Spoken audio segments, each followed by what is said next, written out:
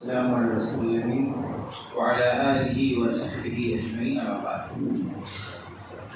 यहाँ सूद की बहुत सारी मरबूजा शक्लें हैं। उनमें से कुछ आपके सामने जिक्र करने की कोशिश करूँगा। मकसद ये है कि उससे हम अपने आप को बचाएं, अपने माशरे को बचाएं। और सूद की जो हुर्मत है तो मुत्तफ़क़ अलैह है, इसमें किसी का शक शुबा है नहीं। कुरान में अल्लाह रब्बुल आलमीन ने बहुत ही वाज़ेह तौर पर सूद को हराम करार दिया है। और अल्लाह के नबी सल्लल्लाहु अलैहि वसल्लम ने जो बड़े बड़े गुनाह हैं उनमें इसका तज़किरा फरमाया है कि सूद ये बड़े गुनाहों में भी बड़ा गुनाह है। अब आइए देखते हैं कि हमारे यहाँ जो इसकी मरबूजा शक्लें हैं वो क्या क्या हैं। देखिए, इसको हम कई हिस्सों में बांट सकते हैं, यानी बहुत सारी चीज़ों से सूद की कई शक्लें जुड़ी हुई हैं। जैसे अगर हम घर बार देखें तो घर बार से जुड़ी हुई कई सारी सूदी शक्लें हैं। एक चीज़ जो बहुत मुश्किल काम नहीं है, बहुत आसान चीज़ है, लेकिन लोग सुस्ती और काहली में सूद के शिकार हो जाते हैं, और वो है लेट पेमेंट। जैसे मिसाल के तौर पर घर पे लाइट का बिल है, अगर आदमी ने वक्त पे बिल नहीं भरा तो अगले महीने में जो बढ़ के आ जाता है वो सूद है। और फिर कुरान में या हदीस में जो भी वईदें हैं सूद की, तो सब उस पर फिट हो जाती हैं। बहुत बड़ी बात नहीं है इससे अपने आप को बचाना, लेकिन आदमी महज सुस्ती और काहली में इग्नोर करता जाता है, यहाँ तक कि सूद चढ़ जाता है। लाइट का बिल तो भरना है लेट सवेरे, तो इससे बचने का तरीका ये है कि सारा काम काज छोड़ के जिस दिन लाइट का बिल है सबसे पहली फुर्सत में भर दो उसको। ये सोचोगे कि अभी बहुत टाइम है, ऐसे से कैसे निकल जाता है, डेट पता ही नहीं चलता, और शैतान बुलाता रहता है। तो ये कोई प्रॉब्लम की बात भी नहीं है, कोई मसला है, कोई मुश्किल है, आसानी से हम अपने आप को बचा सकते हैं, लेकिन फिर भी शैतान हमको इसमें घेर लेता है। इसलिए ये जो शक्ल है लाइट बिल वाली, ये तो बड़ा आसान है इससे बचना। तो इससे तो हर शख्स को अपने आप को बचाना चाहिए, क्योंकि ये सूद है। अगर आपने वक्त नहीं भरा तो जो बढ़ा के आप दे रहे हैं सूद है। दूसरी घर बार से मुतालिक एक सूदी शक्ल जो बहुत ज़्यादा हमारे यहाँ राइज है, और उसको कुछ लोग खींच तान के जायज़ भी कहने की कोशिश करते हैं, लेकिन अल्लाह के फज़ल करम से अहले हदीस उलमा में मैं एक भी आलिम नहीं जानता जो इसको जायज़ कहता हूँ। उलमा अहले हदीस में सब के सब इसको नाजायज़ बोलते हैं, और वो है हैवी डिपॉजिट पे घर लेना या देना। ये बहुत ही मकरूह और बहुत ही बदतरीन शक्ल है सूद की, कि आज आदमी हैवी डिपॉजिट पे घर लेता है और देता है। बहुत ही घटिया शक्ल है, बहुत ही घिनौनी शक्ल है। और देखिए, यहाँ पे शैतान, बल्कि बहुत सारे मामले में शैतान डायरेक्ट हराम में मुब्तला नहीं करता है, बल्कि ये दिमाग में फतूर डालता है कि उसका नाम बदल दो तो ये चीज़ क्या हो जाएगी, जायज़ हो जाएगी। इसको सूद का नाम नहीं देते हैं, लेकिन है सूद। देखिए, आप जो चाहे नाम दे दें, नाम देने से फर्क नहीं पड़ता है। जब शरीयत का हुक्म लगता है तो उसकी असल हकीकत, पर्दे के पीछे क्या है वो देख के शरीयत का हुक्म लगता है, हलाल या हराम। आपके टाइटल दे देने से कोई फर्क नहीं पड़ेगा। अभी आप शराब खरीद कर आए, बोले शरबत है, तो शरबत का लेबल लगा देने से, शरबत की ब्रांडिंग कर देने से क्या वो हलाल हो जाएगा, जबकि अंदर शराब है? तो आप जो चाहे नाम दें, आपके नाम देने से कुछ नहीं होगा। इस्लाम का जब हुक्म लगेगा तो अंदर क्या चीज़ है, असल क्या चीज़ है वो। तो हैवी डिपॉजिट असल में है क्या है वो समझने की जरूरत है, वो है क्या चीज़। आइए मैं इसकी कुछ मिसाल दे दूँ ताकि बात और जो है वाज़ेह तौर पे समझ में आ जाए। जैसे एक मिसाल है जहेज, शादी में जो देते हैं, तो हम सब कहते हैं जहेज हराम है। क्यों हराम है भाई? जहेज क्यों हराम है? जहेज जो नाम है, इस नाम की वजह से तो हराम होने की कोई वजह समझ में नहीं आती। असल जहेज है क्या? कुछ लोग कहते हैं तोहफा है।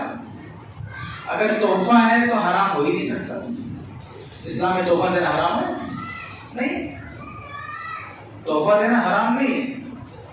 अगर ये तोहफा है, गिफ्ट है, तो जायज है, इसके नाजायज होने की कोई वजह नहीं। फिर क्या है? खैरात है, डोनेशन है, मदद है। अगर ये किसी की मदद है तो भी हराम नहीं है। इस्लाम में मदद करने से रोका नहीं, रोका नहीं। हमने इसका नाम दिया जहेज, लेकिन अंदर है क्या वो चीज? असल में जब तक अंदर नहीं पहुंचेंगे उसके हलाल और हराम होने का फैसला नहीं लगेगा। तो ये डोनेशन भी नहीं है, ये हदिया भी नहीं है, फिर है क्या? ये असल में रिश्वत है। इस्लामिक टर्म में इसका असल नाम रिश्वत है। कोई भी काम आपका अटका हुआ है, जायज काम नहीं हो पा रहा है, उसको काम करवाने के लिए पैसा देना पड़े, इसी को बोलते हैं रिश्वत। शादी एक जायज काम है।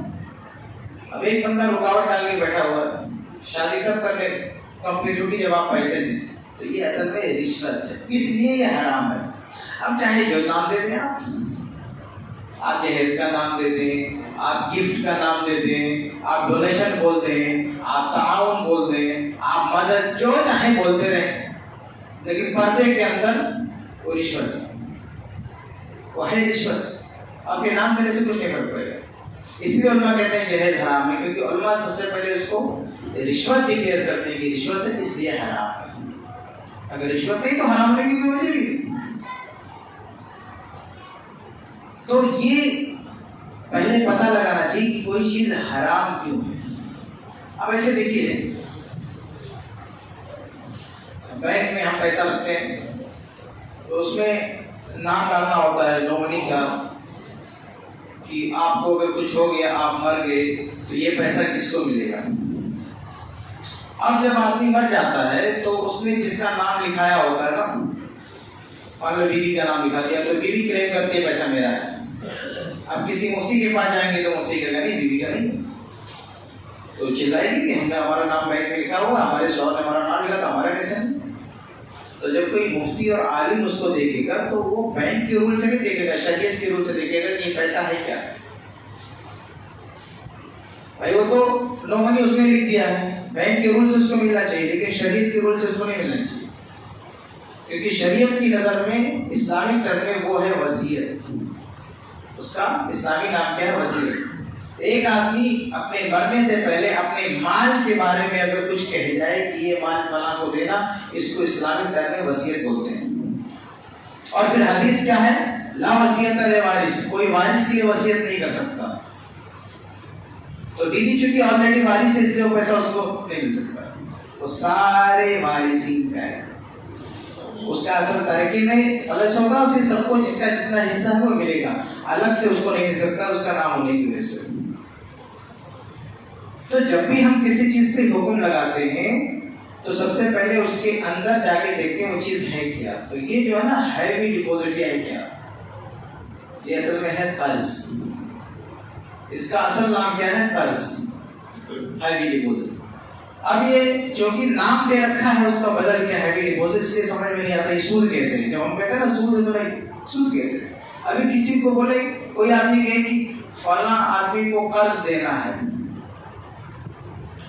और उस कर्ज में पैसा मांग रहा है, तो उसको सब समझ आएगा हाँ सूद है, क्योंकि सूद की डिफिनेशन है कुल कर्ज जरमन फातन फवरिबा, हर कर्ज जो फायदा दे रहा है वो सूद है, ये सूद की तारीफ है। लेकिन चूंकि हैवी डिपॉजिट का नाम दे दिया इसलिए समझ में नहीं आता है कि सूद कैसे है। तो ये सूद कैसे, ये समझने के लिए सबसे पहले ये समझो कि ऊपर से ये नाम है हैवी डिपॉजिट, अंदर से है कर्ज। अंदर से क्या है? कर्ज, हैवी डिपॉजिट। या कोई रहन बोल देता है कि रहन पे घर दे ले रहे हैं, अब उसको रहन बोलो, हैवी डिपॉजिट जो चाहो बोलो, लेकिन है वो कर्ज। तुम्हारे नाम देने से रहन नहीं हो जाएगा ना, तुम्हारे नाम देने से हैवी डिपॉजिट है। क्यों कर्ज है? अंदर जाके देखो क्या होता है। आप किसी से 10 लाख रुपया ले रहे हैं या आप किसी को दे रहे हैं, बाद में ये 10 लाख आपको वापस मिलना है। अगर ये कर्ज नहीं है तो फिर किसका नाम कर सकता हूं? यही तो है कर्ज, कि हमने आपको 10 लाख दिया, बाद में आपको हमें देना है, इसी का नाम कर्ज है। तो हकीकत में हैवी डिपॉजिट में या रहने वगैरह पे होता क्या है, आप एक अमाउंट देते हैं, सामने वाले को पैसा देते हैं, इस मुआहदे के साथ, इस एग्रीमेंट के साथ कि ये पैसा आपको पूरा मुझे लौटाना है, तो इसी का नाम कर्ज है। ये क्या है? कर्ज है। अब सूद किसको कहते हैं? कर्ज में कोई फायदा लेना, चाहे पैसे की शक्ल में, किसी भी शक्ल में, कर्ज में कोई फायदा लेना है, सूद है। तो आपने किसी को 10 लाख दिया, आपने सामने वालों को पैसा दिया, अच्छा, इसको कुछ लोग कहते हैं डिपॉजिट, यानी अमानत है। अमानत जानते हैं किसको बोलते हैं?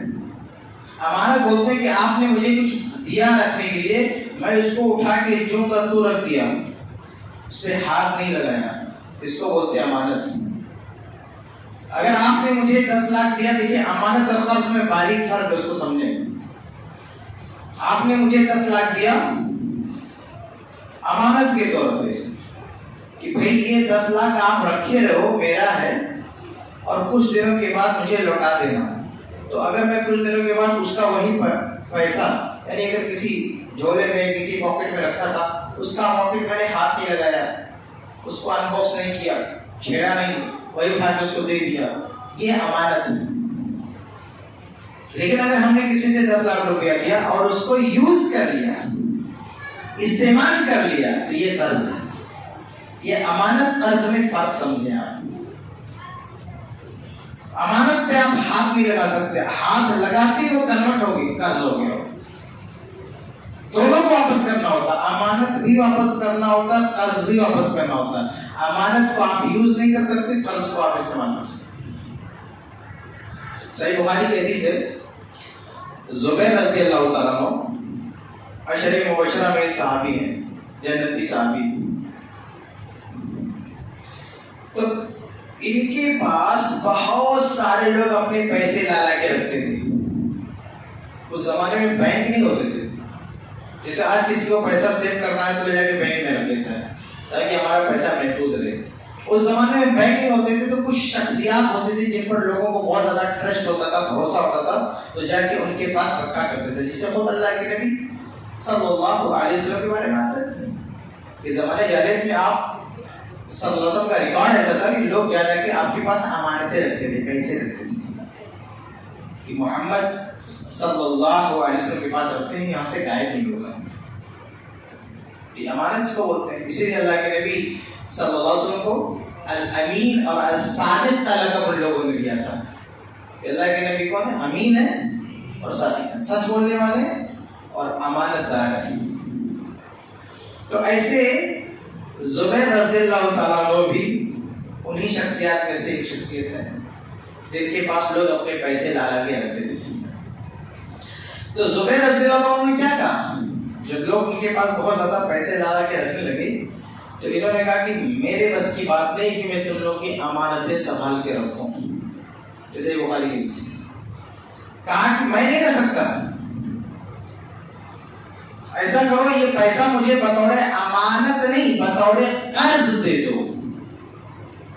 बतौर कर्ज, कर्ज मतलब मैं इसको यूज कर लूंगा और बाद में जब तुम्हें लेना होगा आगे मुझसे ले लेना, लेकिन सूद के, यानी कुछ घटा बढ़ा के नहीं, जितना दिया उतना जब चाहो ले लो, लेकिन मैं इसको यूज करूंगा। यूज करने का फायदा ये होता है, तो अमानत तो नहीं रह जाएगा वो, लेकिन जब यूज करेगा तो फिर ये टेंशन नहीं है कि कहाँ रखना है कहाँ नहीं, कहीं इन्वेस्ट कर दिया, कहीं लगा दिया, कुछ खरीद लिया, तो कोई टेंशन फ्री हो गया। भाई उस जमाने में भाई बहुत सारे लोगों के सिक्के, सोने के सिक्के होते थे, दीनार, चांदी के सिक्के, दिरहम, इनको बचा के रखना बहुत बड़ा चैलेंज था।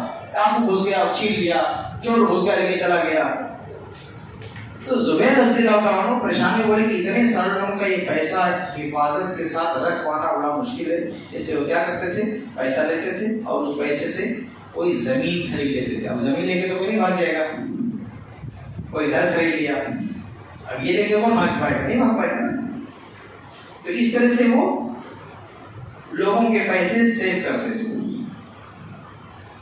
तो कहने का मतलब ये है, इस सही बुखारी की इस रवायत में क्या है कि जब जुबैर रज़ी अल्लाह ताला अन्हु का इंतकाल हुआ, शहीद हुए, तो उनका तरीका जो था ना, जितनी जायदाद छोड़ के गए थे वो बहुत ज्यादा थी।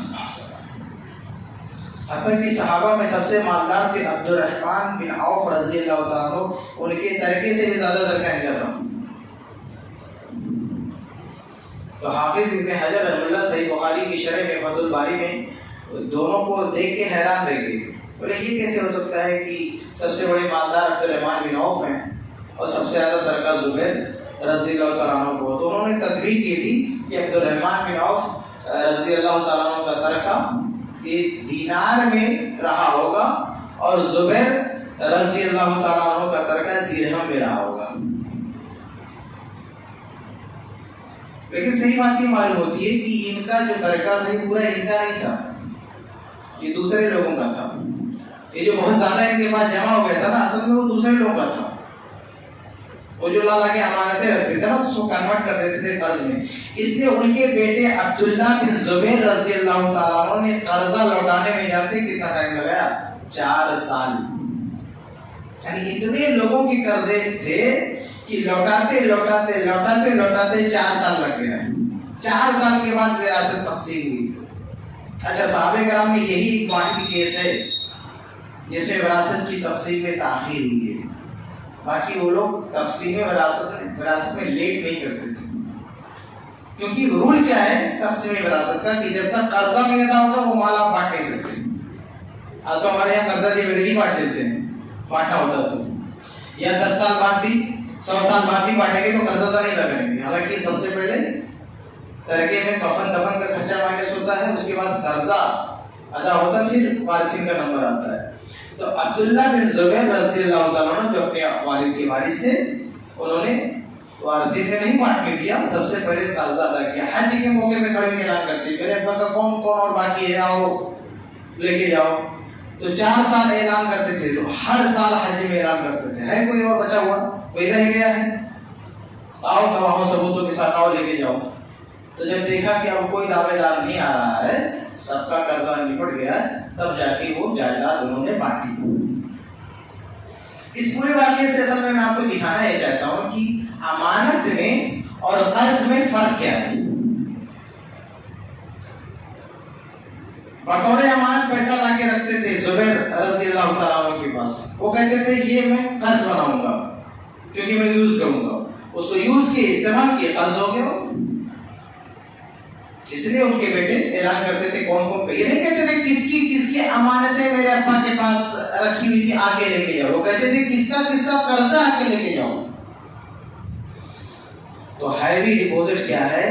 कर्ज, क्योंकि पैसा लेके आपने यूज कर लिया, 10 लाख लिया आपने यूज कर लिया, देने वाला भी जानता है कि आप यूज करोगे, आपको भी पता है क्या आप यूज करोगे, फिर उसे डिपॉजिट और अमानत का नाम देना ये बहुत बड़ी खयानत है, ये मनमानी है।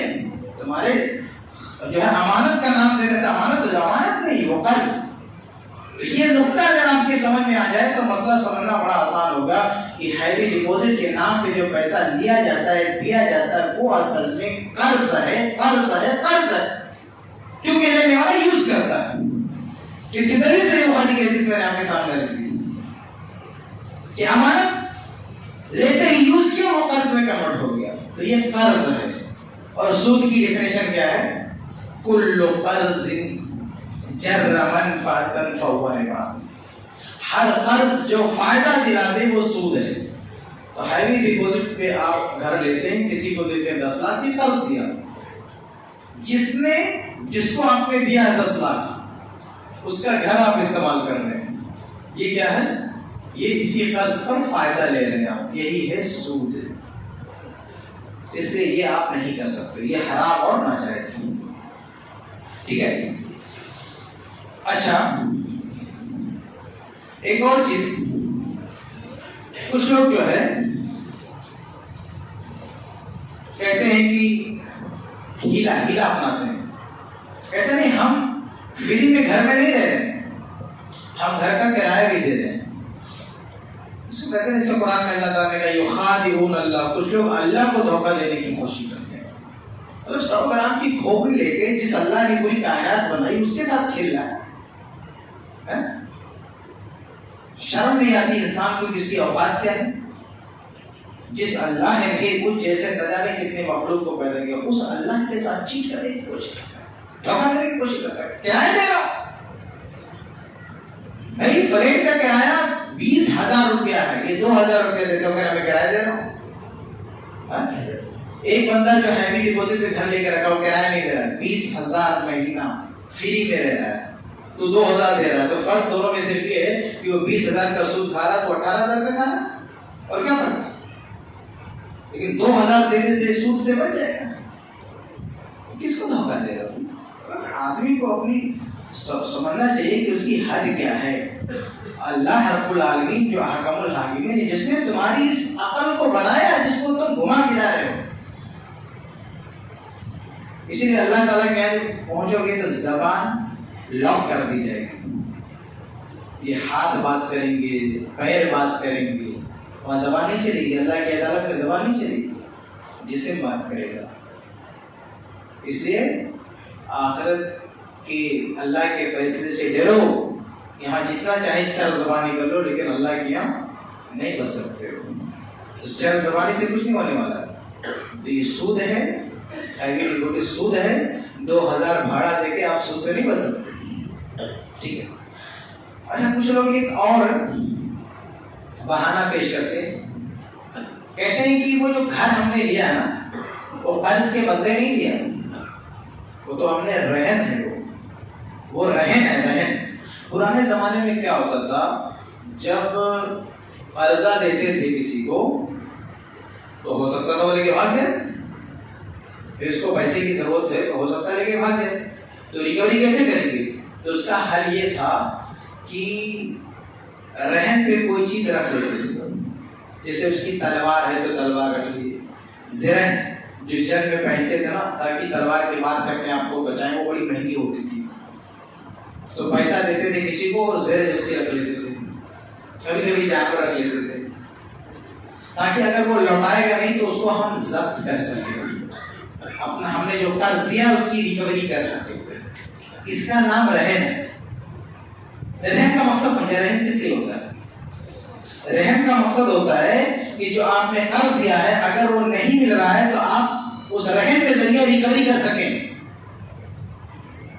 इसका नाम रहन है। अब इसमें दो चीजें हैं। पहली चीज ये कि रहन में वही चीज हो सकती है जिसे आप जब्त कर सकें, और दूसरी चीज रहन की जो मालियत है वो आपने जो कर्ज दिया है उसके आसपास होगी, उससे आमतौर से ज्यादा ही होती, लेकिन उसका डबल ट्रिपल 4 गुना नहीं होगी। यानी अगर एक आदमी किसी को 1 लाख रुपया कर्ज दे रहा है, तो उससे क्या चीज लेगा रहन के तौर पे? वो चीज लेगा जो एक तो उसको जब्त कर सके, दूसरा वो चीज 1 लाख की ही हो। जैसे जेवरात, अगर हमने किसी को 5 लाख का कर्ज दिया तो कहेंगे 5 लाख के जेवरात हमारे पास जमा कर दो, इसको बोलते रहन। अगर वो 5 लाख नहीं देगा तो जेवरात को जब्त कर लेंगे। तो जेवरात वो चीज है जिसे हम कब्जा कर सकते हैं, और इसकी मालियत भी उतनी है जितने का हमने लोन दिया है किसी को, कर रहे हैं। अब इन लोगों की लफाजी पर आए जो ये कहते हैं कि जो घर हम लिया रहने पे लिया है। पहली बात, ये जो घर तुमने लिया है, अगर ये रहन है तो अगर वो कर्जा नहीं देगा तो तुम इसको कब्जा कर सकते हो? हाँ? भाई, ये घर तुम कब्जा कर ही नहीं सकते, ये रहन कैसे हो गया? जूता मार के आपको भगा देगा वो। इसलिए बड़े बड़े सेठ लोग जो रहन में रखते हैं ना, वो बैंक वाला भी रहन में रखता है कि लोन देता हो, क्या रखता है? आपके घर के कागजात रखता है, आपका घर नहीं लेके चला जाता है। बैंक से जब लोन लोगे ना, तो बैंक क्या करेगा? कागजात रखेगा आपके घर के, आपके फ्लैट के कागजात देगा। आपका फ्लैट नहीं ले लेगा किसी में आके किसी को डाल दे, क्योंकि बैंक वाला जानता है कि इसको हम सीज कैसे कर सकते हैं, कैसे हम इस पर कब्जा कर सकते हैं, जब्त कैसे कर सकते हैं। तो कागजात रहन में रखना है तो कागजात आपको रखो, आप घर में कैसे रहो? ये कैसे, ये कौन सा रहन है जी? वो तो जूता मार के 10 गुंडे लाकर भगा देगा, खरीद देगा आपको, ये रहना। घर में रह रहे हो, किसी को 10 लाख रुपए दिया, वो नहीं देगा तो क्या करोगे? 10 गुंडे लाएंगे, घर से खड़े रह देगा, आपको कुछ नहीं कर पाओगे। ये रहन रहन तो वो है जो आप कानूनी तौर पे जिसको आप जब्त कर सको, जिसको आप ऐसी जगह रख सको जो छीन ना सके। जैसे आपने जेवरात दिया, जाके कहीं बैंक के लॉकर में रख दिया, कौन छीन सकता आपसे? नहीं छीन सकता कोई। कागजात आपने लिया, कहीं अच्छी जगह छुपा दिया, नहीं सकता कोई आपसे। लेकिन घर को उठा के बाहर रख देगा। तो पहली बात ये रहन नहीं है घर, उसकी मिल्कियत ही नहीं, आप वो काबिल जब्ती है ही नहीं, आप उसे जब्ती नहीं कर सकते, उससे आप कर्ज की रिकवरी नहीं कर सकते, तो फिर वो रहन कैसे हुआ? और दूसरी बात, घर की मालियत किया है भाई, दिया है सिर्फ 10 लाख रुपया और 1 करोड़ के घर में रह रहा है, शर्म नहीं आती इसको रहन बोलते हैं? ये दुनिया में भी ऐसा होता है कि 1 करोड़ का जो है घर जो है कोई ऐसे दे देगा रहन में। पुराने जमाने में जो रहन दिया जाता था कोई 1 करोड़ का देता था। किसी से 1 दिनार कर्ज लेके, 1-2 दिनार कर्ज लेके क्या पूरा मकान दे देगा उसको? 100 ऊँट दे देगा? 1-2 दिनार लेगा, बहुत हो सकता तो 1 ऊँट दे देगा, क्या 100 ऊँट लेगा उसको दे देगा? तो रहन में उतना दिया था जितने का पैसा होता है, इतना ये कि कोई मजबूरी हो। कभी कभी ऐसा होता है कि वो रहन यानी आदमी मजबूर होता है तो एक बड़ी चीज दे देता है, यानी जिसने का कर्जा उसका कई गुना ज्यादा होता है, ये भी होता है, इससे इनकार नहीं। लेकिन जब मजबूर होता बंदा, यानी कुछ छोटे अमाउंट की कोई चीज होती नहीं उसके पास, तो बड़ा ही दे देता है, चाहे हम पैसा देंगे तो वापस कर देना। लेकिन यहाँ तो ऐसी कोई मजबूरी नहीं रहती है। 10 लाख की जेवरात क्यों होती है, जेवरात क्यों नहीं देता रहन? घर क्यों दे रहा है?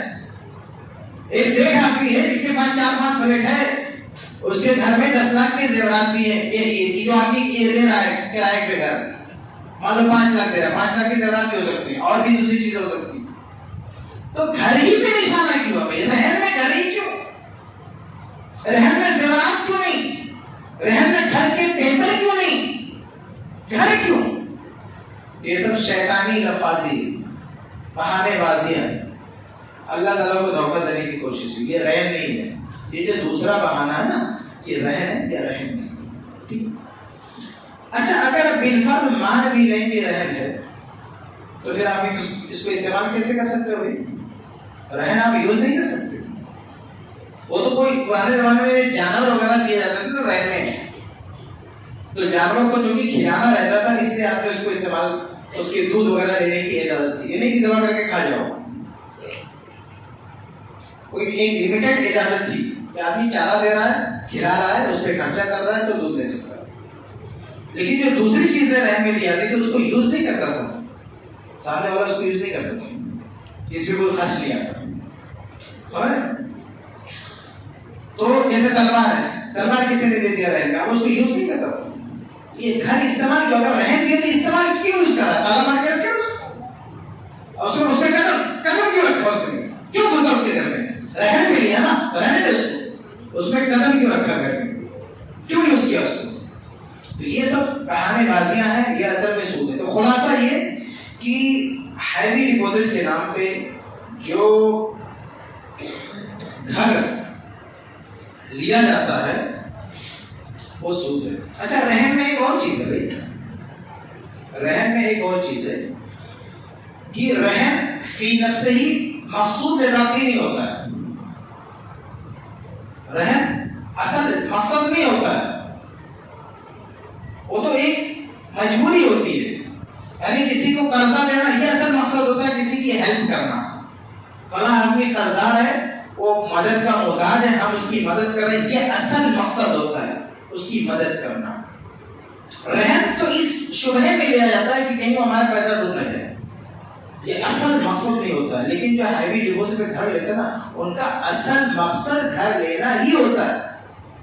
यानी वो इसी तलाश में, वो बेघर है, कहीं रह रहते, कल उसने खाली करा दिया, अभी बेचारे रोड पे हैं, उनको जरूरत क्या? घर की जरूरत है, उनको जरूरत घर, वो असल मकसूद है। जबकि रहन में रहन मकसूद नहीं होता है, असल मकसद रहन नहीं होता, असल मकसद कुछ और होता है। यहाँ तो मकसद ही घर है, और ये सेकंड नंबर पर है, सानवी चीज है। कर्ज देना ये सानवी चीज है, असल मकसद घर लेना है और सामने वाले को घर देना है। इसलिए ये रहन नहीं है मेरे भाई, ठीक है।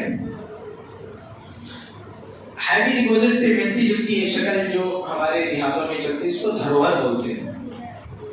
किसी से पैसा ले लिया 5-6 लाख रुपया और अपनी एक जमीन दे दिया खेती करने के लिए, और कहा जब तक ये पैसा नहीं लौटाएंगे तुम हमारी जमीन की खेती करना, जब पैसा लौटा देंगे जमीन वापस कर देना। ये भी वही है, हैवी डिपॉजिट वाली शक्ल। ये भी क्या है? सूद है। तो ये चाहे हैवी डिपॉजिट के नाम पे घर दो, चाहे धरोहर के नाम पे खेत दो, बात एक ही है, दोनों में ये कर्ज है। चाहे धरोहर बोलो वो भी कर्ज है, चाहे हैवी डिपॉजिट बोलो वो भी कर्ज है। आप जो चाहे नाम दे दो, लेकिन इस्लामिक टर्म में वो कर्ज है, और कर्ज पे फायदा लेना ये सूद है, ठीक है। इसलिए जायज नहीं। ये घर बार से मुतालिक कुछ सूदी शक्लें थी जो मैंने आपके सामने वाज़ेह किया। आगे बढ़ते हैं। पैसों से मुतालिक, करेंसी से मुतालिक कुछ सूदी शक्लें देख लेते हैं उसको भी। आजकल हमारे यहाँ एक चीज राइज होती जा रही है, चेक को बेचना और खरीदना। चेक को बेचना और खरीदना, यानी एक आदमी को पैसों की जरूरत है, सामने वाला आपको कर्ज नहीं दे रहा है, तो उसका हल क्या निकाला है? उसका हल निकाला है कि हम आपको जो है पैसे दे देंगे, हम आपको 50,000 चाहिए, 50,000 आपको दे देंगे, आप हमें पैसा मत दो, अभी आप हमें 55,000 का चेक दे दो। तो चेक कितने का रहता है? 55,000। फिर वो कहता है ये 55,000 का चेक मैं खरीद रहा हूं 50,000 में। तो ऐसे मतलब शैतानी खोपड़ी इस्तेमाल करता है कि ये सूद नहीं है। क्या बोलता है कि मैं तो चेक खरीद रहा हूं, तुम्हारा जो है 1 लाख रुपए का चेक है, मैं 80,000 में उसको बेच दूं, तो भाई ये चेक जो तुम्हारा ना, ये उसको बेच दो। अब ये चेक बैंक में ले जाके डालेगा ना, उसको 1 लाख देगा, और इसको दे कितना रहा है? 80,000 दे रहा है। तो 20,000 क्या है? सूद है। 20,000 क्या है? असल में सूद है, क्योंकि इसने जो दिया ना 80,000 वो कर्ज है। इसका नाम क्या दे रहा है कि मैं चेक खरीद रहा हूं, लेकिन असल में वो कर्ज है। 80,000 जो दे रहा है उसको बाद में वसूलेगा, चेक के जरिए वसूलेगा, और 20,000 बढ़ा के वसूलेगा। ये कर्ज पे सूद है 20। ये भी सूद की एक शक्ल है। इसलिए चेक बेचना खरीदना ये क्या है? सूदी शक्ल है। इसी तरह से हमारे यहाँ हिस्से का एक शक्ल होती है। उसकी जायज शक्ल ये है ना कि 10 लोग मिलकर जमा करते हैं 10,000 रुपया, और कुरानदाजी करें कि एक महीने में, हर महीने में कुरानदाजी करें, जिसका नाम निकल जाए उसको पूरी रकम दे देंगे, फिर बाकी मेंबर सब भरते रहे 10,000। ये जायज है, लेकिन इसमें खरीदो फरोख्त जो होती है ना वो नाजायज है। कि एक आदमी कहे कि मैं बढ़ा के कुछ पैसा दे देता हूँ, इस महीने के हिस्से मुझे दे दो, कन्फर्म बगैर कुरानदाजी करने, ये सूद है। ये सूद है क्योंकि ये कर्ज है। यानी समझो कई लोगों से कर्ज ले रहा है, बाद में लौटाएगा, रिटर्न करेगा और बढ़ा के देगा, ये सूद है। एक और सूदी शक्ल है, और अफसोस के साथ कहना पड़ता है कि बहुत ज्यादा आम है, कि तिजारती जरूरत के तहत पैसे लेना। तिजारती जरूरत के तहत पैसे लेना, मिसाल के तौर पे आपका कोई कारोबार है, आप कोई चीज बेच रहे हैं, मार्केट से गए आप सामान लेने के लिए, लेकिन जब वहां सामान लेने के लिए आपके पास पैसा कम पड़ गया, तो आपके यहाँ दुकान है ना, बाजू वाले से आपकी पहचान है, आपने उसको फोन किया कि भाई 1 लाख जरा ट्रांसफर कर दे, मैं अपना सामान ले लूं और मैं तुझे 1,05,000 दे दूंगा, आऊंगा तो ये जो 5,000 कहता है कि बढ़ा के दे दूंगा, इसी बुनियाद पर वो 1 लाख देता है, लोन नहीं देता, वो नहीं देता। वो कहता है कि 1-2 दिन में मैं तुझे 1,05,000 रिटर्न कर दूंगा, मुझे 1 लाख भेज दे, पेटीएम कर दे या जीपी कर दे। फिर वो शख्स भेज देता है और बाद में आकर उसको देता है, बढ़ा के देता है। ये क्या है? ये सूद है, क्योंकि वो जो ले रहा है वो कर्ज है, उससे जो मांग रहा है ना ये सब में कर्ज है, और बाद में बढ़ा के लौटा रहा है। उस बंदे ने कर्ज दिया और बाद में उस कर्ज पे 5,000 नफा ले लिया, इसलिए ये सूद है, ये जायज नहीं है। ठीक है। एक और चीज है जो दूसरी है, सर्विस चार्ज एक अलग होता है। आपने किसी को पैसा दिया पहुंचाने के लिए, वो गया वहां पहुंचाया, उसका कुछ पैसा दे रहा, वो सूद नहीं, वो सर्विस चार्ज। यानी एक आदमी जो मेहनत कर रहा है, उस मेहनत के पीछे एक पैसा दे रहा, वो एक अलग चीज है। उसमें ये नहीं होता कितना देना कितना, सामने वाले अपने किसी रिश्तेदार को देना चाहते हैं 1 लाख 2 लाख, देने वाला अलग है, रिसीव करने वाला अलग है, बीच में एक आदमी सिर्फ सर्विस दे रहा है, तो अपने जो बीच में मेहनत कर उसका पैसा है वो अलग है। यानी लेने देने से उसका कोई कनेक्शन नहीं है, तो बीच में अलग से एक काम कर रहा है, उसका पैसा है।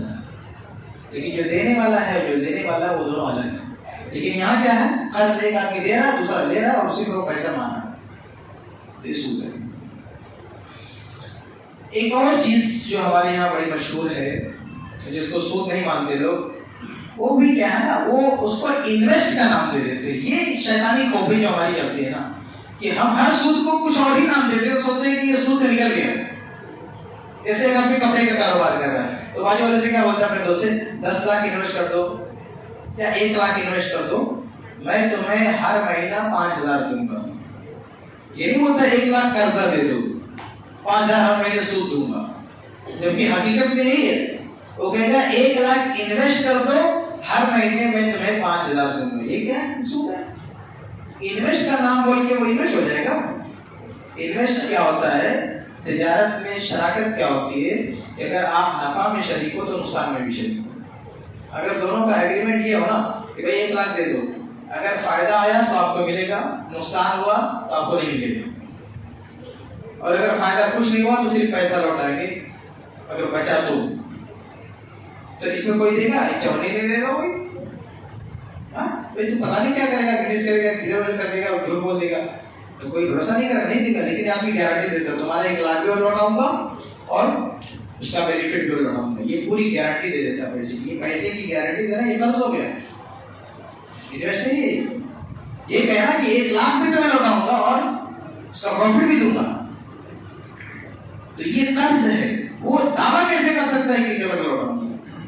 अगर कोई बिजनेस कर रहा है, कहीं लगा रहा है, कम ज्यादा कुछ भी हो सकता है, आए ना आए, कल को आग लग जाए, कुछ हो जाए, तो कैसे दावा कर सकता है कि मैं लौटा दूंगा? कोई छीन ले, चोरी कर दे, कुछ भी हो सकता है।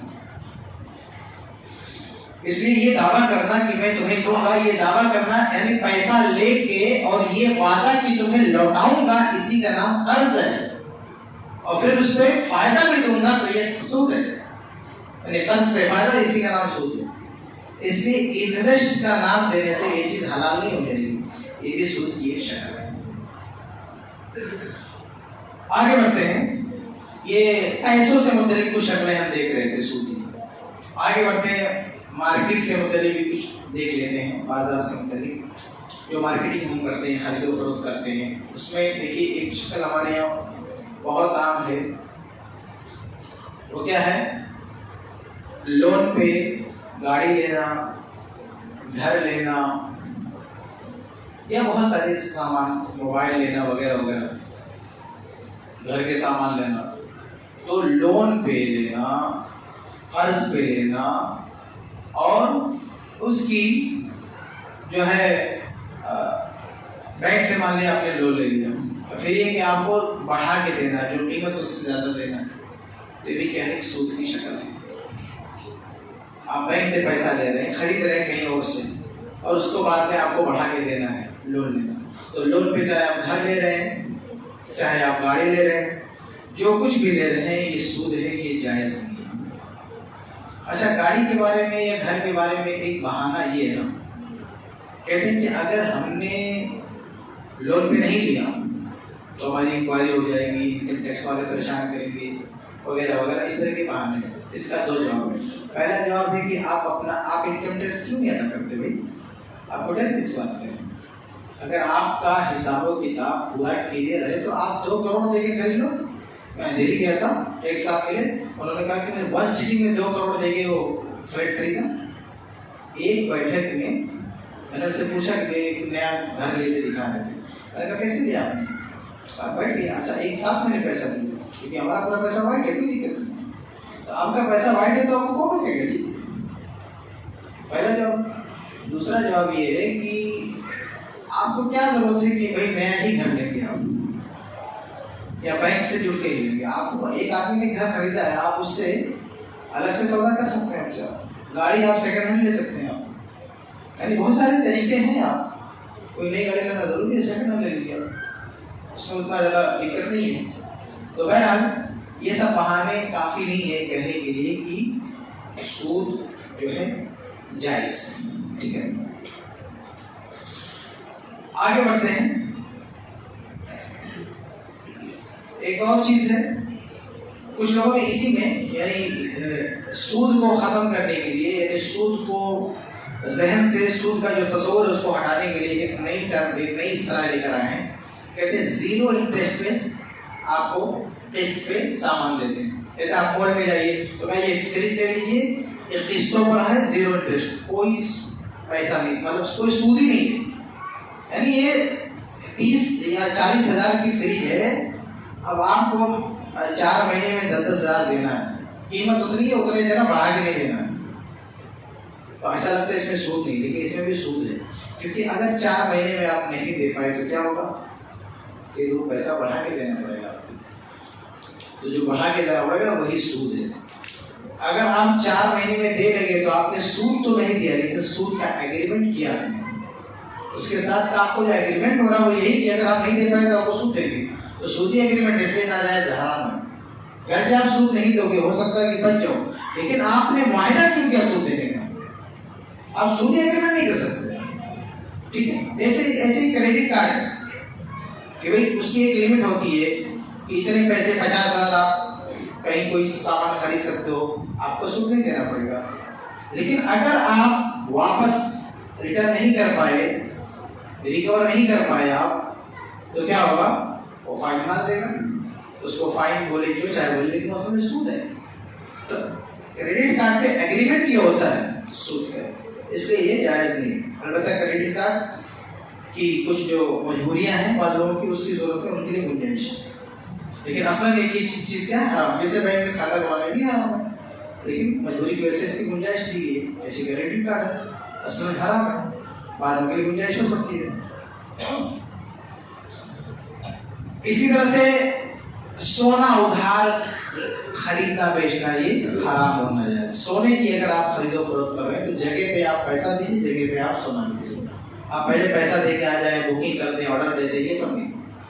आप यदम यदीन, हाथों हाथ देना है, हाथों हाथ आपको लेना है, ठीक है। आगे बढ़ते हैं। बैंक से मुताल्लिक कुछ चीजें हम देख लेते हैं। बैंक में एक चीज, जैसे भी क्रेडिट कार्ड का मसला तो मैंने अभी जिम्मेदार आ गया, तो जायज़ नहीं है। बहुत जो बंदा मजबूर है, बहुत किसी प्रॉब्लम में है, कुछ मसलियत है, उसके लिए गुंजाइश हो सकती है, जैसे बैंक में खाता खुलाने की गुंजाइश है, जो कि असल हराम है। एक और शक्ल है बैंक में फिक्स डिपॉजिट की, यानी कुछ पैसा, बड़ा सा पैसा जमा करके उसको लॉक कर देते हैं, उसको नहीं निकालते हैं। कई सालों के बाद क्या है, आपको बढ़ा के दे देते हैं, ये सूद है। इसको फिक्स डिपॉजिट का प्यारा नाम देके और जहन में जाते हैं कि सूद नहीं, इंटरेस्ट नहीं, अरे सूद है, इसको कोई भी नाम। तो अभी आजकल आप बैंक में जाएंगे तो कैसी कैसी स्कीम दिखाएंगे, आपको डराएंगे कि यार आपकी बच्चियां हैं, शादी करना पड़ेगा, कल को क्या करेंगे, लड़के हैं, पढ़ाना पड़ेगा, पैसा कहाँ से पाओगे, हमारे यहाँ प्लान है, ये स्कीम है, इतने पैसे जमा कर दो, इतने सालों तक नहीं निकालना, तो फिर क्या करना, इतने साल के बाद आपको हर महीने इतना मिलता रहेगा, आप बच्चे को पढ़ाना, आप बच्चे की शादी करना वगैरह, ये सारी चीजें सूद है। ये सारा मामला क्या है, सूद। इसी तरह से बैंक से जुड़ी हुई एक जो है, एक जो सूदी मामला है, वो बैंक में मुलाजमत है। बैंक में मुलाजमत है, बैंक में नौकरी करना ये खुद हराम नाजायज़ है, सूदी काम। क्योंकि अल्लाह के नबी सल्लल्लाहु अलैहि वसल्लम की हदीस बहुत वाज़ेह सही मुस्लिम की, इलाका रसूलुल्लाह सल्लल्लाहु अलैहि वसल्लम आकिल रिबा व मुकिलहु व शाहिदैहि व क़ाल हुम सवाउन। कि अल्लाह के रसूल सल्लल्लाहु अलैहि वसल्लम ने लानत की है सूद खाने वाले पर, सूद खिलाने वाले पर, और जो सूदी मामले को लिखता है उस पर भी, और जो गवाह बनता है उस पर भी। अरे किसी को नहीं छोड़ा। ऐसा नहीं कि बंदा ले कोई और रहा है, दे कोई और रहा है, हम क्या है बीच में, तू गवाह क्यों बना, लिखा क्यों उस मामले को। और नबी ने आगे क्या कहा, हुम सवाउन, ये सब बराबर है। ये गुनाह में सबके सब बराबर है, सबका उतना ही हिस्सा है। अभी एक आदमी, अभी 4 लोग एक आदमी को मिलकर जान से मार डाले, कोई उसका हाथ पकड़ा है, कोई उसका पैर पकड़ा है, कोई उसका बाल पकड़ा है, एक आदमी छुरी से उसकी गर्दन काट रहा है, तो अभी सजा होगी तो उसको थोड़ी होगी जो गर्दन काट रहा है, ये सबको फांसी हो जाएगी, 4 मिलकर उसको मार डाले जान से। हाँ, ऐसा थोड़ी हो रहा है मैं तो सिर्फ हाथ पकड़ा था, मैंने छुरी नीचे लिया, ऐसा थोड़ी मैं तो सिर्फ दिख रहा था, मैं सूद दिखा रहा था। हम सब बराबर है, सूद खिलाने वाला, खाने वाला, लिखने वाला, गवाही देने वाला, सबके सब बराबर है, बराबर के गुनाह में शरीक है।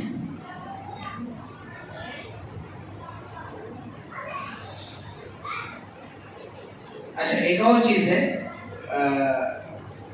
बैंक ही से मुतालिक, मैं इसी पर अपनी बात खत्म करूंगा, 9 बजे तो टाइम था, 2-3 मिनट बाकी है। वो है बैंक में जो हमारा जो सेविंग अकाउंट होता है ना, तो सेविंग अकाउंट में जो सूद चढ़ता है हमारे अकाउंट में, उस पैसे को इस्तेमाल करना ये भी सूद खाना है। इसके बारे में देखिए, आज अक्सर लोगों के जहन में क्या है कि वो पैसा लेना तो है, वो पैसा निकालना है, वो हमको लेना हराम नहीं है, लेने के बाद खुद खाना नहीं, किसी और को खिला देना, ये कितनी बड़ी गलत फहमी है, जबकि कुरान ने लेने ही से मना किया है। सूद हराम होने का मतलब सूद खाना हराम ये नहीं है, कुरान में सूद लेना हराम है, उसको रिसीव करना हराम है। अब कुरान की आयत मैं आपको सुना दूं, आप जाके घर पे पढ़ लीजिए, एक बार नहीं 10 बार पढ़िए, तर्जुमे से पढ़िए, देखिए अल्लाह क्या कहता है। अल्लाह फरमाता है सूरह बकरा आयत नंबर 278 279, या अय्युहल्लज़ीना आमनू तक़ुल्लाह व ज़रू मा बक़िया मिनर रिबा, ऐ ईमान वालो अल्लाह से डरो और सूद की जो इजाफी रकम है, सूद की जो रकम है उसे छोड़ दो। इन कुंतुम मुमिन, अगर तुम मुमिन हो तो छोड़ दो। तो सूद का पैसा क्या करना, छोड़ देना है, यानी कि लेना है और खाना नहीं है, आपको छोड़ देना, आपको लेना नहीं, ये कुरान कह रहा है। आगे फ़इल्लम तफ़अलू फ़अज़नु बिहर्बिन मिनल्लाहि व रसूल, अगर ऐसा नहीं कर सकते तो अल्लाह इसके रसूल से लड़ने के लिए तैयार हो। व इन तुम, अगर तुम तौबा कर रहे हो, फलकुम रुऊस अमवालिकुम, तो तुम्हारा जितना अपना पैसा उतना ले सकते हो, बस तुम्हारा कितना है जो तुम्हारा रास्ते माल है, बस उसमें बढ़ा के नहीं ले सकते। ये कुरान का हुक्म है, कितना वाज़ेह हुक्म है कुरान का कि सूद आप ले ही नहीं सकते, लेकिन आज सूद लेने को कोई बुरा समझता ही नहीं है। बुरा ये समझता है कि लेना तो ठीक है, लेकिन लेके खुद यूज नहीं करना, किसी को दे देना। ये तो बिल्कुल ऐसे होना कि जैसे मैंने आपसे 1 लाख रुपया कर लिया, तो आपने मुझे सूद पे दिया 1 लाख रुपया कि मैंने कहा 1 साल के लिए 1 लाख दे दो, आपने दे दिया 1 साल के लिए 1 लाख, फिर कहा कि 1 साल बाद जब लौटाना तो 1,10,000 लौटाना। अब मैंने 10,000 जब लौटाया तो आपने 10,000 रख लिया, अभी तक आपने अपने आप को गुनहगार नहीं समझा। अब वो 10,000 क्या किया, आपने किसी को दे दिया, तो आप ये समझ रहे कि हमने कोई गुनाह का काम किया है। अरे भाई, आपने सूद ले लिया, आपने गुनाह का काम नहीं किया, घर से आपने खुद नहीं खाया, आपके किसी और को दे देने से आप हरामकारी से बच जाएंगे। अभी मैं फ्रेंड में जा रहा हूँ, किसी की पॉकेट मार लूं, किसी की जेब से 10,000 निकाल लूं, निकालने के बाद घर पे आया, खुद ने इस्तेमाल किया, बाजू वाले को दे दिया, किसी गरीब को दे दिया, तो क्या मैं चोर नहीं हूँ? फिर मैंने चुराया है, मैं किसी और को दे दिया, इसका मतलब नहीं कि मैंने चोरी नहीं की है। तो ऐसे सूद आपने बैंक से रिसीव किया, आप किसी और को दे, इसका मतलब नहीं कि आप सूदखोर नहीं हो, आपने सूद लिया। यानी कुरान के खिलाफ आप चले गए, घर से आपने उसे किसी और को दे दिया। जैसे आपने चोरी किया, घर से हमने इस्तेमाल नहीं किसी और को दे दिया, लेकिन हम जब चोरी के जुर्म में हम जा चुके, किसी और को पैसा दे देने से हम चोरी से नहीं बच जाएंगे। ऐसे सूद का पैसा किसी और को दे देने से आप ये नहीं कह सकते कि हमने सूद नहीं लिया, आपने सूद लिया, और अल्लाह के यहाँ ये जवाब देना पड़ेगा कि सूद क्यों लिया। इसीलिए शेख इब्न समीर रहमतुल्लाह का फतवा ये कि सूद के पैसे को हाथ ही नहीं लगाना। वो कहते हैं बैंक में पड़ा रहने दो, साल रहे दो, लेकिन हाथ नहीं लगाना, उसको आप हाथ नहीं लगा सकते। और कुछ लोग ये समझते हैं ना कि हमने बैंक से सूद निकाल के किसी को दे दिया, वो सूद खा रहा है, वो नहीं खा रहा है। सूद वो खा रहा है जो बैंक से निकाल के ला रहा है। जैसे आपने बैंक से सूद निकाला और आपने मुझे दे दिया, तो मैं नहीं सूद खा रहा हूँ, सूद आप खा रहा है। मिसाल के तौर पर आपने किसी से चोरी किया, किसी के घर से 10,000 चुरा के लाके मुझको 70 कर दिया, मुझको खैरात कर दिया, कल ही लोग मैं आपकी मदद करता हूँ, क्या मैं चोर हो गया? अरे चोर आप हो, मैं नहीं चोर। वैसे बैंक से आपने पैसा निकाल के किसी को दे दिया तो सूदखोर आप है, वो नहीं जिसको आप दे रहे हैं।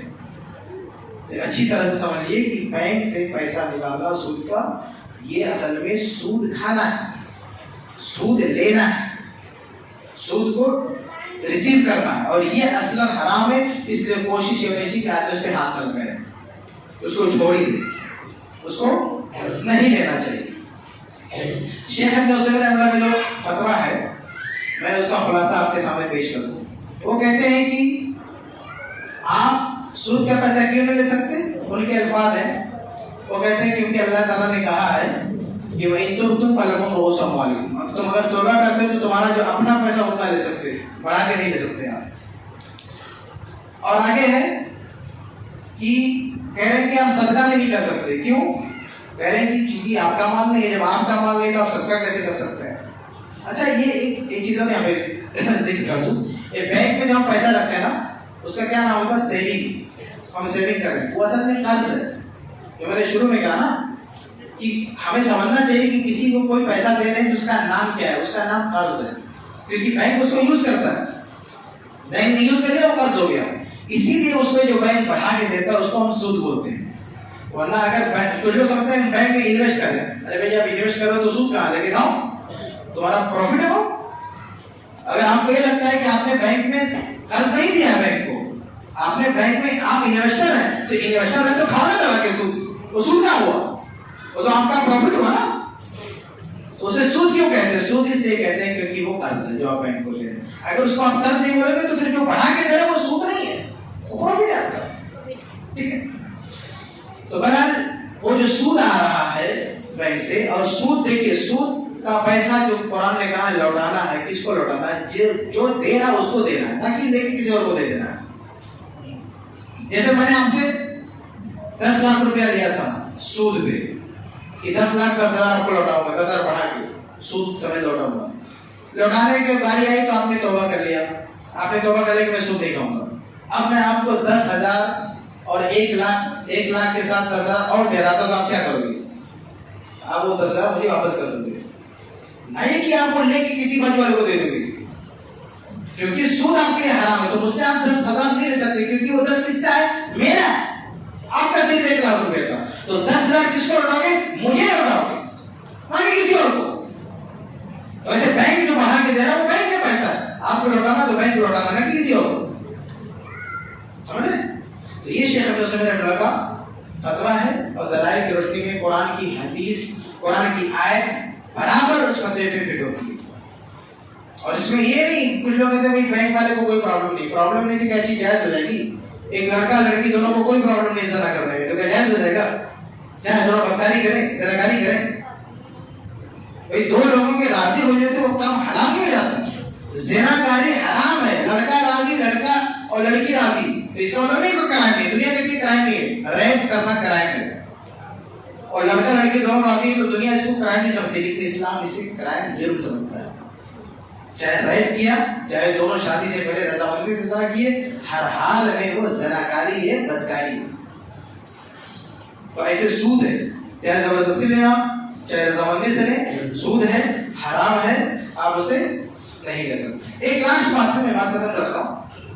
कुछ लोग ये कहते हैं कि भाई सूद का रकम हम नहीं निकालेंगे, कोई दिक्कत हो जाएगी, कोई प्रॉब्लम आ जाएगी। हम कहते हैं अगर आखिरी कोई, बेहतर तो ये कि आप उसको हाथ ना लगाएं। अगर आखिरी कोई नुक्ता पेश किया जा सकता है तो ये कि किसी की जान जा रही हो, उसको बचाने के लिए आप उसको हाथ लगा सकते हैं, अगर आप किसी दिक्कत में पड़ सकते हैं तो, बाकी नहीं।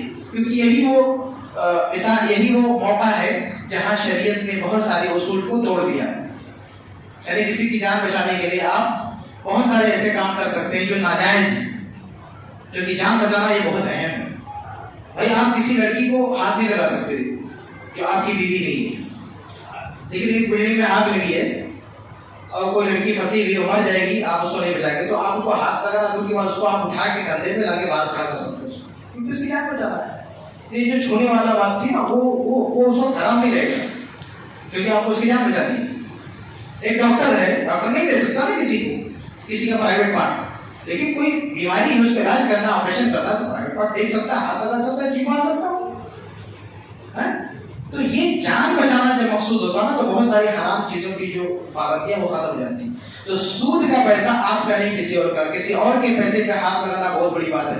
अगर किसी वजह से कोई गुंजाइश निकल भी सकती है तो ये कि कोई आदमी मर रहा है, किसी बड़ी बीमारी में मुबतला है, उसकी किडनी फेल है, कैंसर है, कोई ऐसा मसला है कि अगर इलाज नहीं हुआ तो मर जाएगा। आम बीमारी की बात नहीं कह रहा हूँ, किसी को थोड़ा सा फोड़ा हो गया, खुजली हो गई, आप उसको सूद का पैसा नहीं।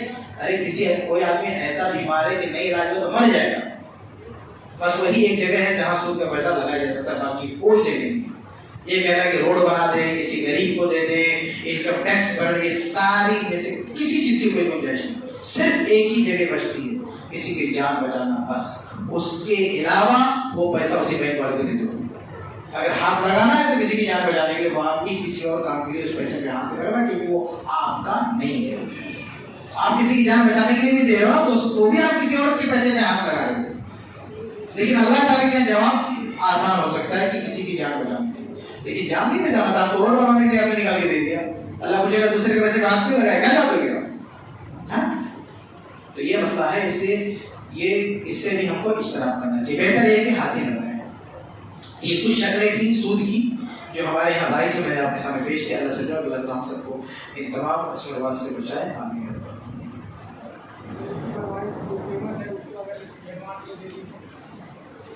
अब बनवाई की कीमत है तो वो अलग चीज है, उसको आप दे सकते हैं, कीमत है हाँ, लेकिन वो सोने की जो असल कीमत, जो सर्विस है उसको आप दे सकते हैं, लेकिन सोने की जो असल कीमत है तो उसी वक्त जो है बेहतर है कि आप जो भी बनवाई भी कीमत है ना वो एक साथ ही दे दें, सारा मसला खत्म हो जाएगा। अब उसके नाम से एक हीला हो जाएगा, बहाना हो जाएगा, ये आधा पेमेंट दे देंगे, बोलेंगे बनवाई का है। ये ऐसा थोड़ी कोई लेता है कि बनवाई की कीमत देता है, वो अच्छा खासा सोने की भी कीमत लेता है, बनवाई की भी लेता है। एक तरह से ये हीला हो जाएगा, बहाना हो जाएगा। सही बात यह है कि आप वन सिटिंग में पूरा मामला देखें।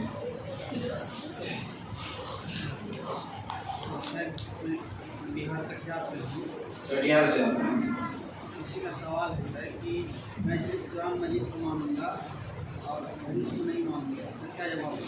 भाई साहब का सवाल ये है कि कोई कह रहा है कि मैं सिर्फ कुरान को मानूंगा, हदीस को नहीं मानूंगा। तो ऐसा मुमकिन ही नहीं है, ऐसा मुमकिन ही नहीं कि कोई हदीस को माने बगैर कुरान को मान सके, क्योंकि कुरान ने क्या कहा, अतिउल्लाह व अतिउर रसूल, अल्लाह की इताअत करो, रसूल की इताअत करो। जो हदीस नहीं मानेगा तो रसूल की इताअत कैसे करेगा?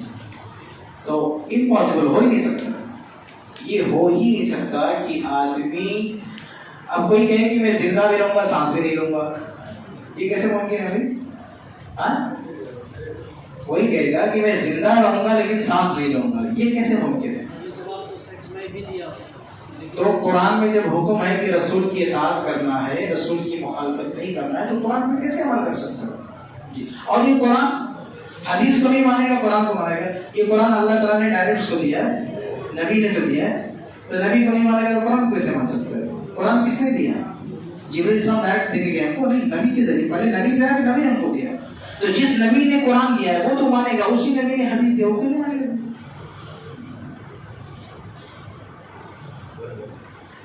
सोना तो देते हैं, जैसे कर देते हैं कि आज बोला है, आगे अगर उसका प्राइस बढ़ भी जाएगा तो नहीं, जब बढ़ जाएगा तो जिस दिन आप खरीदेंगे उसी दिन की कीमत देंगे। ऐसा नहीं पुरानी कीमत दे दी बाद में बढ़ गया घट गया, कोई लेना देना नहीं। इसीलिए तो मना किया गया है, उसकी कीमत घटती बढ़ती रहती है, इसीलिए तो मना किया गया।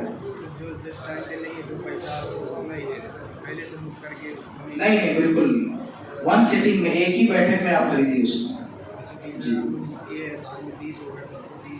नहीं, एक साथ पैसा दीजिए, एक साथ खरीद लीजिए उसको जी। और कोई सवाल है? चोरी किया, अब चोरी का माल मैं खरीद लिया तो चोर को बढ़ावा दिया। तो उसी तरह अगर बैंक में सूद दे रहा है, अगर वो सूद हम नहीं दिया तो सूद बैंक वाले के पास रहे, बैंक को मदद नहीं होगी। क्यों? वो तो उसका पैसा है। वे चोरी का माल क्या है? आपने ये चोरी की मिसाल वहाँ पे कैसे फिट होगी? जो बैंक का पैसा उसका खुद का पैसा है, चोरी का पैसा खुद का नहीं। चोरी की बात कहाँ से लाया है? एक मिनट, आप यहाँ चोरी की मिसाल कैसे फिट कर दी? बैंक का पैसा बैंक वाले का। मैं बैंक को हटाओ, मैं अपनी बात करता हूँ। मैंने आपसे 1 लाख रुपया लिया था सूद पे, 1 लाख प्लस 10,000 रुपया, 10,000 आपको सूद दूंगा। अब अगर आपको मैं देने लगा, आपने कहा सूद नहीं चाहिए, तो 10,000 किसको देंगे आप? मेरे पास देंगे तो क्या अपना पैसा आप छोड़ रहे हैं? एक मिनट आप सुनिए मेरी बात। अगर मैं आपसे 1 लाख रुपये लिया था, जब मैं आपको लौटाने गया तो 1,10,000 लौटाया, तो ये जो 10,000 दिया, तो ये जो 10,000 आप मुझे रिटर्न करोगे, ये आपका पैसा है, मेरा पैसा ना, तो आपका कैसे हो गया? तो ऐसे बैंक जो बढ़ा के दे रहा है वो आपका कैसे हो गया? तो बैंक क्या ना, आपका कैसे हो गया? ये बहुत बड़ी गलतफहमी है कि लोग समझते हैं कि हमारा पैसा बैंक हमारे खिलाफ इस्तेमाल करेगा। वो आपका पैसा नहीं, वो बैंक का है। आपने उसको अपना पैसा कैसे बोलती है? मेरा पैसा तो नहीं है, मैं हाँ, समझ रहा हूँ, हाँ, लेकिन जो रुपया हम उसको दिए, आपने कहा दिया, ये गलत बात, आपने कहा दिया। पैसा जमा नहीं, आपने जमा किया 1 लाख रुपये, उतना दिया, जो बढ़ा के आपने दिया ही नहीं। आप ये बताओ कि आपने लिया नहीं। अगर आपने नहीं लिया तो ये नहीं बोल सकते कि हमने दिया है। जैसे मैंने आपसे 1 लाख रुपया लिया कर्ज पे, तय ये हुआ था कि 1 लाख के साथ 10,000 सूद दूंगा, तो 10,000 अगर आपने नहीं लिया तो ये नहीं कह सकते आपने मुझे दिया है, वो तो पहले मेरा था, आपने कहा दिया मुझको, वो मेरा ही था। मैं 1 लाख रुपये जमा किया था, अपनी बात कर रहा हूं। हाँ, जमा किया था तो बैंक का सिस्टम से उसका पैसा इजाफा हो गया। वो इजाफा आपका नहीं है, वो इजाफा जब हो गया तो मुझे जब देने के लिए आया तो मैं जो पैसा जमा किया तो वही लिया। नहीं देखिए, वो इजाफा नहीं हुआ। नहीं, आपको मिला ही नहीं, वो सिर्फ लिखा रहता है, वो आपके अकाउंट में सिर्फ लिखा रहता है कि इतना इतना, लेकिन वो आपको नहीं मिलता है। वो जब तक आप निकालेंगे नहीं, आपका नहीं होगा। आपका जो अपना पैसा होगा आपका नहीं होगा, इसलिए तो हम कहते हैं कर्ज है। अगर वो आपका है तो कर्ज कहाँ है? सूद कैसे होगा बताइए? जो आपने 1 लाख बैंक में जमा किया, जो बढ़ के मिला, वो सूद क्यों होगा? क्योंकि जो 1 लाख आपके अकाउंट में दिख रहा है वो आपका नहीं है, वो आपके पास नहीं है, अभी बैंक के पास है। जैसे आपको ऐप में शो कर रहा है कि आपके अकाउंट में 1 लाख है, लेकिन वो आपके पास नहीं है। वो कहाँ है? बैंक के पास है। बैंक के पास है तभी तो जो बढ़ के आ रहा है उसको सूद बोलेंगे। जब तक आप उसको कर्ज नहीं बोलेंगे, जब तक वो सूद कैसे बोल सकते हैं जो बढ़ के मिल रहा है? तो कर्ज बोलने के लिए मतलब ये मानना पड़ेगा ना कि पैसा उसके पास है। तो जो आपका असल पैसा उसके पास है, तो जो बढ़ के वो उसके पास नहीं, आपके पास है। आप जब निकालोगे ना, एटीएम से निकालोगे, बैंक में जाके अपने हाथ में लोगे, तब आपके पास आएगा। जब तक आप उसको हाथ नहीं लगाते, उसी में आपको एक रिपोर्ट दी जा रही है। आपको एक रिपोर्ट दे रहा है कि आपका इतना है, लेकिन वो आपका, जैसे मान लीजिए किसी को हमने आपसे ऐसे बैंक से हटके बात करता हूँ, ऐसे हमने लेन देन किया, अपनी चौपड़ी में लिख दिया, आपकी चौपड़ी में लिख दिया कि आपका 1 लाख में बाकी हो, तो क्या 1 लाख मैंने आपको दे दिया? हाँ? आपको एक कागज पे लिख के 2 गवाह बना के साइन करके दे दिया कि भाई 1 लाख रुपया मैंने आपसे लिया है, तो क्या 1 लाख में आपकी जेब में डाल दिया? नहीं, वो सिर्फ लिखा हुआ। तो ऐसे जो ऐप में दिखता है, अपने अकाउंट में दिखता है, वेबसाइट पे जाके चेक करते हैं, वो सिर्फ दिख रहा है लिखा हुआ, लेकिन आपकी जेब में नहीं है, वो बैंक के पास है। ठीक है? शेयर मार्केट में इन्वेस्ट करना कैसा? पता नहीं, अल्लाह किसी और से पूछ लीजिए। म्यूचुअल फंड में? हाँ? म्यूचुअल फंड ये पता नहीं, किसी और से पूछिए, कोई दूसरा सवाल कीजिए। ट्रेन में यात्रा कर रहे हैं, हाँ?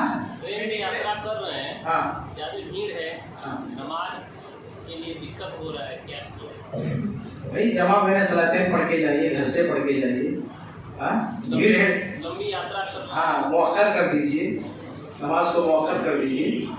बहुत कोई ज़्यादा मजबूर तो लंबी यात्रा है तो चलो पढ़ ले मजबूरी में, लेकिन कोशिश ये करना चाहिए घर पे पढ़ ले या मौखर कर दे। खास तौर से ट्रेन में जहाँ बहुत ज़्यादा मुसाफिर हैं, सब जमा इकट्ठा, सबको परेशान नहीं करना चाहिए।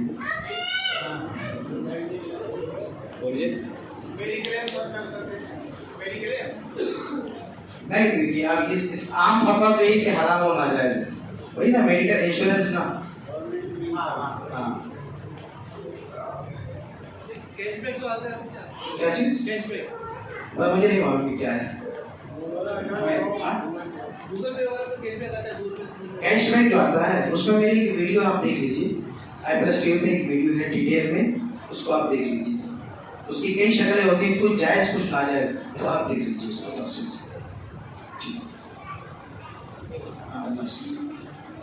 बहुत सारे हमारे दोस्त हैं जो अलग अलग मसलब के हैं।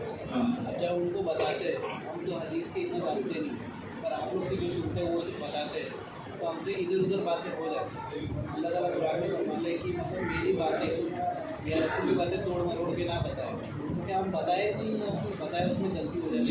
जितना जानकारी उतना ही बताना चाहिए, तोड़ मरोड़ के नहीं बता सकता, चाहे कोई आलिम हो चाहे आलिम ना हो।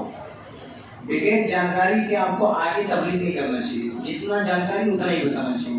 ये ना सोचें कि हम चलो तबलीग के नाम पे जो चाहे बोलते घुमा फिरा के, नहीं। आपको नहीं जानकारी तो सामने वाले को मत बताओ। जितना जानकारी है, कॉन्फिडेंस है, जैसे आपको पता है 5 वक्त की नमाज पढ़ना चाहिए, पूरी दुनिया को बताओ 5 वक्त की नमाज पढ़ना है, कोई दिक्कत नहीं। वजू करने का तरीका आपको मालूम है, दूसरे को सिखाओ, लेकिन खुद नहीं मालूम है, कंफ्यूज है, तो दूसरे को बताओ। पहले अपना सीखो, उसके